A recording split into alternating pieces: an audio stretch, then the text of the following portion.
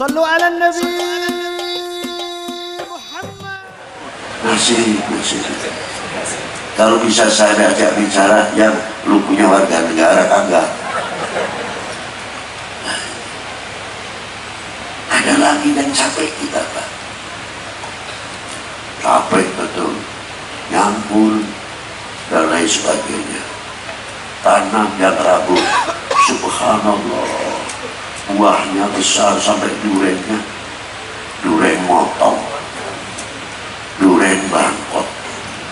Sampai jamunya jamu Bangkok. Hampir Bangkok populer tanpa membayar uang iklan. Kita langsung jadi pengiklan Bangkok. Kira-kiranya kita robah sedikit Indonesia. Bisa nggak kira-kiranya? Bisa nggak? Loh, Brompong ini kelihatan sekali. Bisa nggak? Bisa. Yang benar. Bisa. Besok tidak bisa. Katanya ekonomi kita ingin maju. Bangsa yang kuat itu karena fanatik terhadap kebangsaannya. Dengan kefanatikan kebangsaannya, insya Allah jamu Indonesia, duren Indonesia, pisang Indonesia, entah itu Ambon, entah bagaimana, dan lain sebagainya, mengangkat Indonesia. Pisangnya, durennya duren Bangkok, lele Bangkok, jamu Bangkok. Alhamdulillah masih ada pisang Ambon, masih ada gula Jawa. Jadi kalau pisangnya sudah pisang Bangkok sama gula Jawanya gula Bangkok, Indonesia melarat gitu. Senang kalian kalau dikatakan bangsa yang melarat? Jawab. Buktikan kalau tidak. Gampang ngomong tidak. Tunjukkan. Tidak lita'arofu, tidak untuk hanya itu saja buah-buahan. Harus berani menyatakan kami bangga, kami bersyukur kepada Tuhan Yang Maha Esa diberi tanah air Indonesia. Dan kami bangga menjadi bangsa Indonesia. Kami bangsa menjadi anak Indonesia. Kami bangga mempunyai tanah air Indonesia. Harusnya kan begitu. Betul? Laksanakan. Betul. Nah, kalau kuat pendiriannya ini, wah, ini benteng yang kokoh di Indonesia. Luar biasa. Keindahan bumi pertiwi terhias mutiara-mutiara. Membangun bangsa yang sejati, harum namanya di Nusantara. Jejak-jejak para pendahulu, sejarah saksi kehidupannya, tersurat tersirat masa lalu, jadi bekal penerusnya. Merah putih melekat di dada, disinari pancaran imannya. Dimanapun ia berada, tetap cinta Indonesia. Keras sedikit, Indonesia. Ini melebihi nuklir loh, Pak. Indonesia keras, menunjukkan kefanatikan kita. Indonesia. Untuk tidak dibawahi senjata.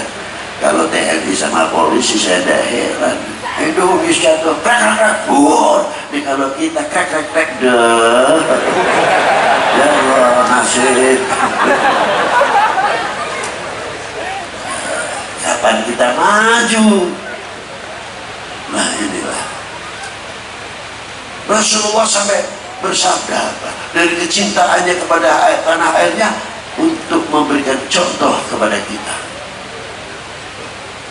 Walaupun ada hadisnya yang mengatakan baik, tapi maksud tujuannya baik. Apa? Hubbul Arab salasun, kecintaan kepada dunia Arab, 3 perkara. Untuk contoh kita semuanya. Yang pertama, Rasulullah mengatakan apa? Li'annil Arabi, saya adalah bangsa Arab. Ditunjukkan kita umat di mana berbagai bangsa keturunan Nabi Allah Adam menjadi suku bangsa yang beriman. Berani tidak mengatakan I am Indonesia, saya adalah orang Indonesia. Harusnya begitu. Rasulullah tegas kok berani mengatakan li'anil Arabi. Contoh dari baginda Nabi Sallallahu Alaihi Wasallam. maaf loh Pak Kapolda, Pak Danrem, mungkin saya terlalu menggebu-gebu ini, maaf saja. Demi bangsa ini Pak, ya. Tidak cukup dari itu Pak. Tak kritik sidik ya, jangan marah ya. Kalau di Pekalongan di tempat saya Pak, setiap event apa saja setelah pembacaan qiraatul Al-Quran diawali dahulu dengan lagu ke Indonesia Raya, setelah itu teks Pancasila, baru sambutan. Tapi karena ini pertama, ya maklum, nanti insya Allah tahun depan akan kita lakukan.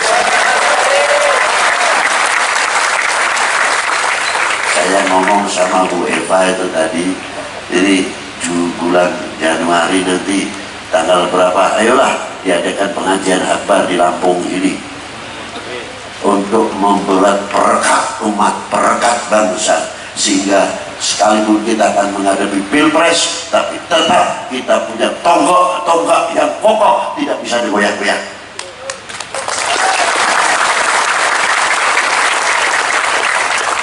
Pilihan boleh berbeda, Indonesia tidak ada berbeda. Indonesia adalah merah putih adalah merah. Silahkan bendera partai, bendera apa saja, silahkan, tapi merah putih hanya merah putih. Saya mau ngomong satu bingung, takut sekarang. Ini dianggapnya kampanye, ngomong satu, nanti ngomong dua salah, ngomong satu salah. Ini yang benar yang mana? Serba repot sekarang ini. Ngomong begini saja sampai saya tidak berani. Habib lupa pilihannya jelas nih. Nanti begini juga tafsirannya lain lagi. Allahu Akbar. Iya. Akhirnya 10 begini semua datangannya, speakernya lepas sedemikian. Itulah. Masyaallah muslimin rahimakumullah. Inilah tadi satu contoh.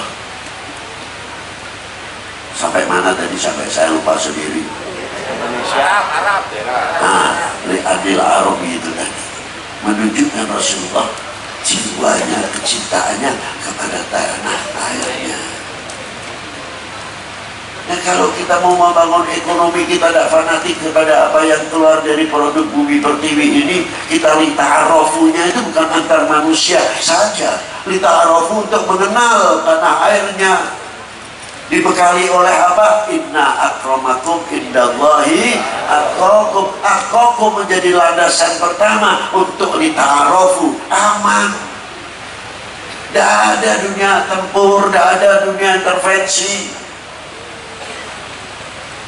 Sudah begitu, tadi kita melihat bagaimana Nabiullah Adam tawasul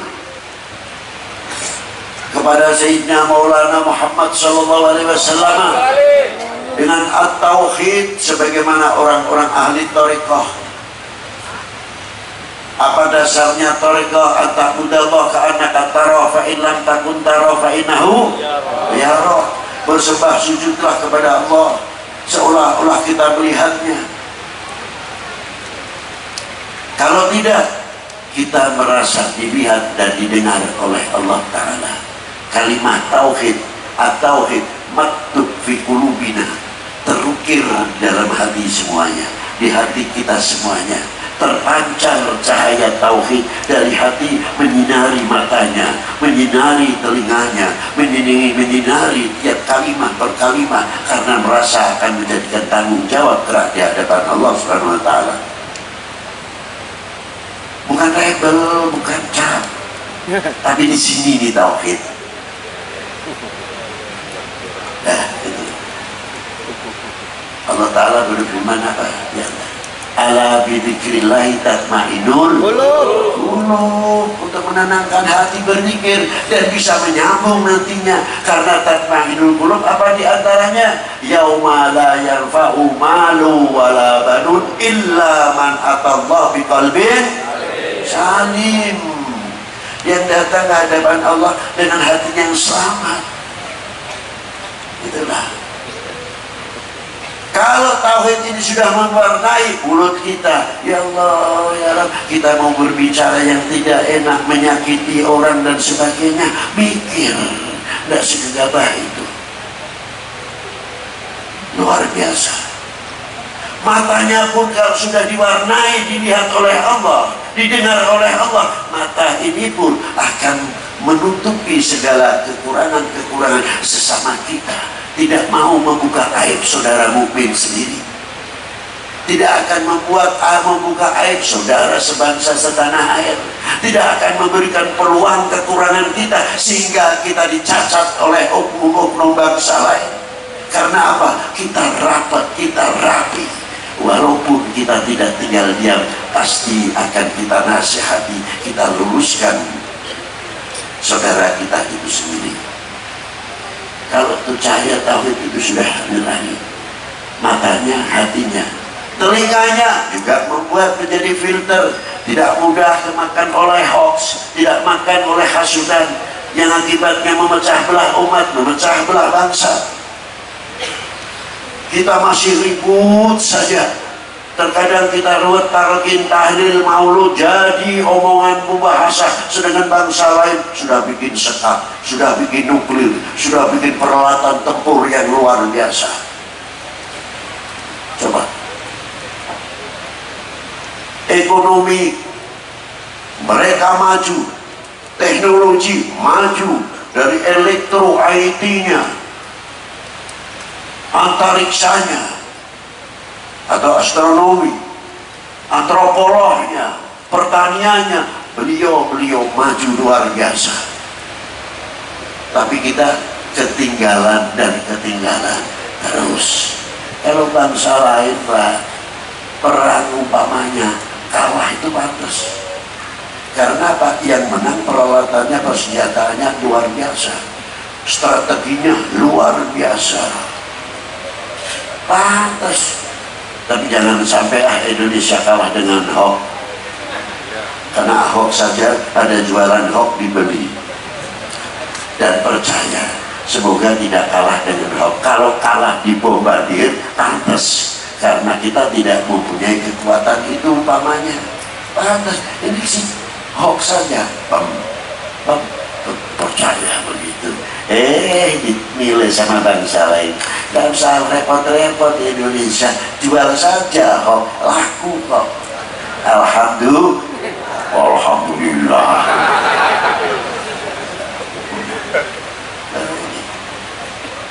Ini yang penting sekali untuk kita semuanya, harus betul-betul menjaga bagaimana Rasulullah Shallallahu Alaihi Wasallam. Rasulullah menutupi aib umatnya, tidak di dunia saja, sampai di akhiratnya Rasulullah memberikan syafaat kepada umatnya. Sampai waktu ayat turun, wala saufa yu'tika rabbuka fatardha, Rasulullah minta jangan salah satu umatku masuk ke dalam api neraka. Begitu kasih sayangnya Rasulullah kepada umatnya. Tidak cukup di situ saja, bangkit dari kuburnya, yang ditanyakan bukan istrinya, bukan anak cucunya, bukan lain-lain. Yang ditanyakan siapa? Yang ditanyakan adalah umatnya. Begitulah hingga diturun. Saya sering mengulang-ulang, tanggung jawab bagaimana membuat kesatuan persatuan yang luar biasa. Sekali-kali Pak, lihat, kalau tidak suka lihat, pernah ziarah ke Wali Sembilan? Pernah ya? Coba, Sunan Ampel itu makamnya di tengah kampung. Jadi setiap hari ratusan bis yang datang, belum kalau Jumat lagi. Toko per toko dalam Ampel Gentol, Ampel Suci, Ampel Gading dan sebagainya, toko-toko yang besar-besar di dalam gang-gang tersebut. Dari busana muslim yang mahal sampai yang sedang mau cari sorban ini, kita biasanya ke Mekah, tidak usah jauh-jauh di Ampel. Saya tanya, ini kalau seandainya tidak ada Sunan Ampel di sini, kira-kiranya ramai, tidak ada toko dalam kampung. inilah sebab Sunan Ampel. Berarti Sunan Ampel masih sempat membuat ekonomi kerakyatan. Lah kita yang hidup membuat apa? Orang yang datang ziarah, salamullah ya sada minar rahman yarsyakum ibadallah jinakum qasadnakum talabnakum. Apa baca Fatihah untuk orang mati nyampe atau tidak? Kalau udah nyampe kembali kok susah amat ya. Masih diurus tanya kembali atau tidak. Ketinggalan, bukan waktunya ngurus-ngurus begitu. Tanya, bagaimana ekonomi dunia Islam supaya maju di Indonesia, untuk membantu memasukkan income untuk negara Republik Indonesia tercinta ini supaya lebih maju ekonominya, sehingga melahirkan pelajar-pelajar yang melahirkan, yang mampu menjawab tantangan dan tantangan umat, tantangan bangsa. Mampu tidak? Tanyanya masalah nyampe enggak doa ini, la ilaha illallah. Inilah ketinggalan.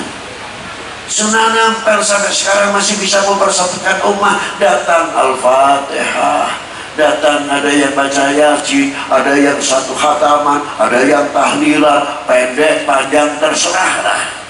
Tapi kompak. Tidak ada begitu ziarah Sunan Ampel. La ilaha illallah, la ilaha illallah. Kemarin lu nomor siapa? Ada, kompak jadi satu. Subhanallah. Malu betulnya sama Sunan Ampel. Maka ketika saya ditanya, istimewaannya ziarah Sunan 9 apa? Malu.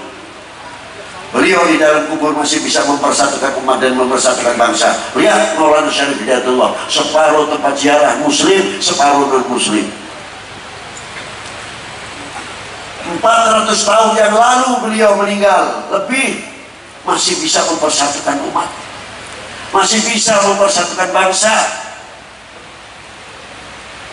Coba yang kita umatmu yang muslim sendiri, yang tahlilnya berat, yang tahlilnya ringan, yang ngebut macam-macam. La ilaha illallah, la ilaha illallah. Ada yang begini, ada illallah, la ilaha illallah, la ilaha illallah. Belakang ngebut, illallah, la ilaha illallah, la ilaha illallah. Belakang sendiri satu rombongan, illallah, la ilaha illallah, la ilaha illallah. Macam-macam. Tapi saya nasib kebagian tidak enak lah. Pas ziarah ada orang tinggi, ziarah gemuk, tinggi besar. Aduh, suaranya gawat di batas suaranya. Saya nyingkir sedikit dengan rombongannya. Saya pikir sesuai dengan bentuk badannya, suaranya mesti keras, besar. Bawanya ila hadratin Nabi Mustafa Sayyidina Maulana Muhammad sallallahu alaihi wasallam umpamanya. Ini indah. Begitu berdiri sambil ngembit speaker yang kecil itu. Ila hadratin Nabi Mustafa Sayyidina Muhammad Al-Fatihah. Minum.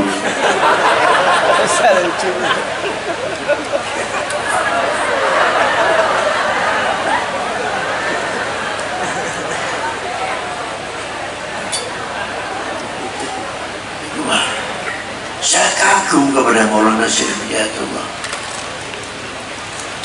Dalam kubur masih bisa mempersatukan umat. Nah, coba. Karena beliau itu suri toladan kita, tuntunan kita, yang mengikuti jejak baginda Nabi Sallallahu Alaihi Wasallam. Sejauh mana kita mengucapkan terima kasih kepada baginda Nabi Sallallahu Alaihi Wasallam? Ini kepanjangan nggak, Pak? Terus enak saja kalau saya membeli, Pak. Loh, kitabnya tebal saja. Jadi kita lihat beliau-beliau suri toladan kita, wali 9 yang ada di Indonesia ini. Nah, sejauh mana kita terima kasih kepada beliau. Seandainya Rasulullah ini tidak dilahirkan, kita dilahirkan atau kita tidak diberi taufik wal hidayah, sama Allah Ta'ala.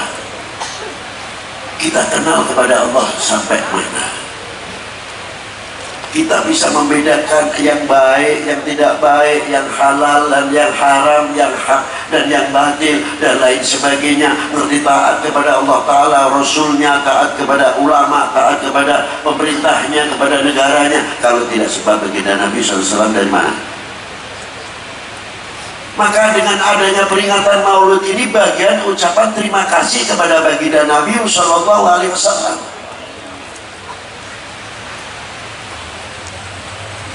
Begitu juga dengan hari pahlawan dan hari sebagainya.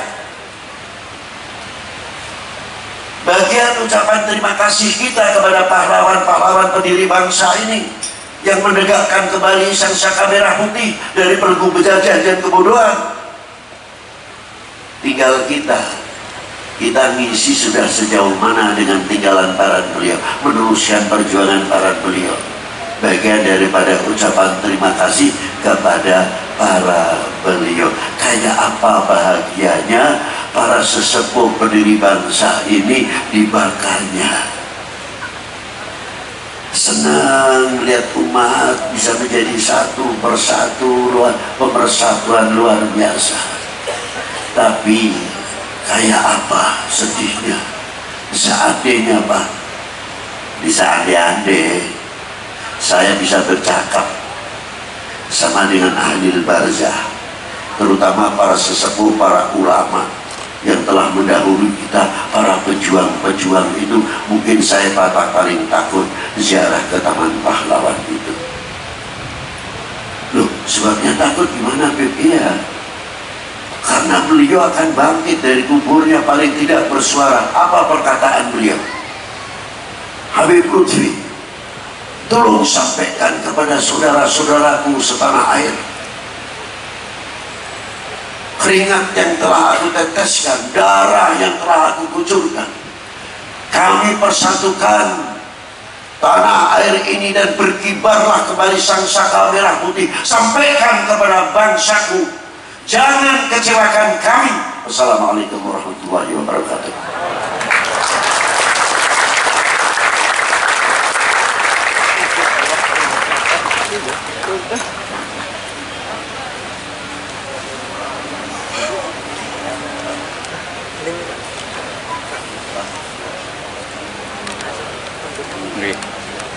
Loh, ini kalau pengen pemborong nih jadi semua dungu mana.